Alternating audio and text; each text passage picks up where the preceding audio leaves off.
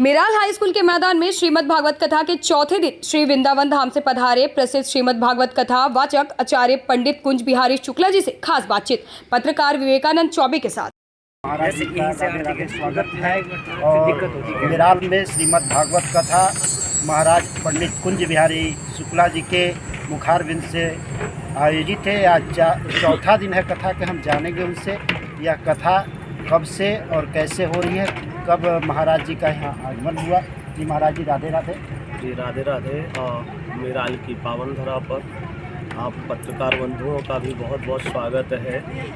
ये पावन अवसर ऐसे करके समझें तो ज़्यादा उचित रहेगा कि यहाँ एक बुजुर्ग ने हमसे पूछा था कि आपने मेराल ही क्यों चुना, तो मैंने उनसे निवेदन करके कहा कि नहीं आदरणीय, हमने मेराल नहीं चुना।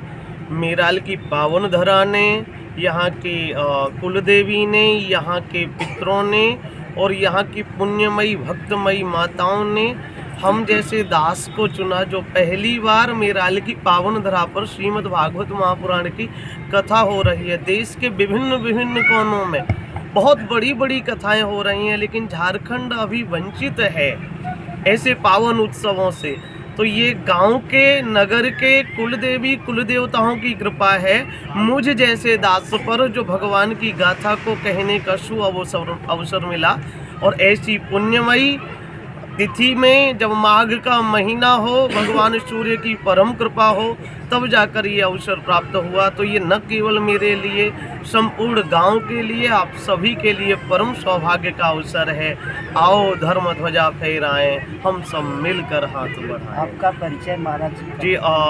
वृंदावन से आगमन हुआ है दास का, और इतना ही परिचय है कि एक मनुष्य बनने का प्रयत्न है, एक अच्छा मनुष्य बन सकूं, बस इतना ही प्रयत्न है। आप इस कथा में कब से कथा कह रहे हैं? कितना दिनों से कथा? नहीं पता इस चीज़ को कि कब से कह रहे हैं, बस इतना कह सकते हैं कि इस शरीर में गुरुदेव की कृपा से और अध्ययन तो बचपन से चला, लेकिन पिछले 10 वर्षों से कथा का दान कर रहे हैं। आपके गुरुदेव कौन हैं? पूज्य श्री आचार्य बद्रीश जी महाराज हमारे पूज्य गुरुदेव भगवान हैं। उनकी कृपा से ही, वाणी से जो कुछ भी आप लोगों को सुन पा रहे हैं, सुनने को मिल रहा है, ये उन्हीं की कृपा से है। खास कर कभी युवाओं को आप क्या प्रेरणा देंगे इस चैनल के? हाँ, युवाओं से कहना चाहेंगे कि कथा जीवन की व्यथा को बदलती है।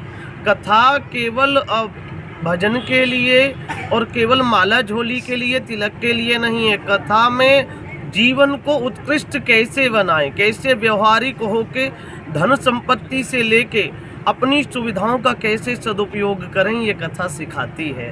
तो कथा सुने, जीवन में उतार कर कथा सुने। मेराल सहित झारखंड वासियों से आप क्या संदेश देना चाहेंगे?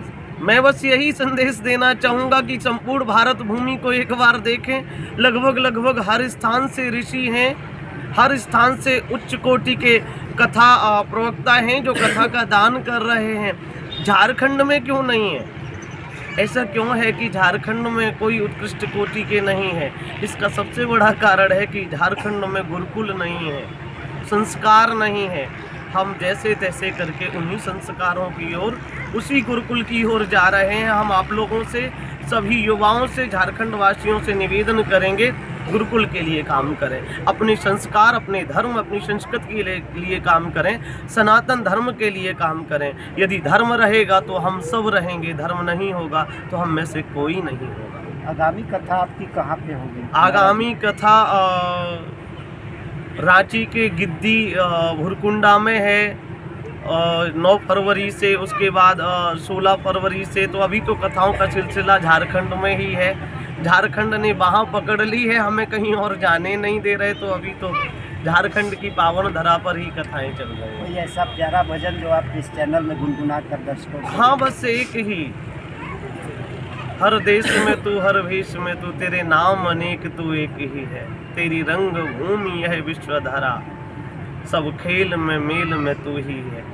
बस वही है, कथा में भी वही है, मुझ में भी वही है, आप में भी वही है, सब में वही है। बस जानने मात्र की देर है। जिस दिन जान लिया उस दिन इस राष्ट्र से, इस देश से, सबसे प्रेम हो जाए। राधे राधे। राधे।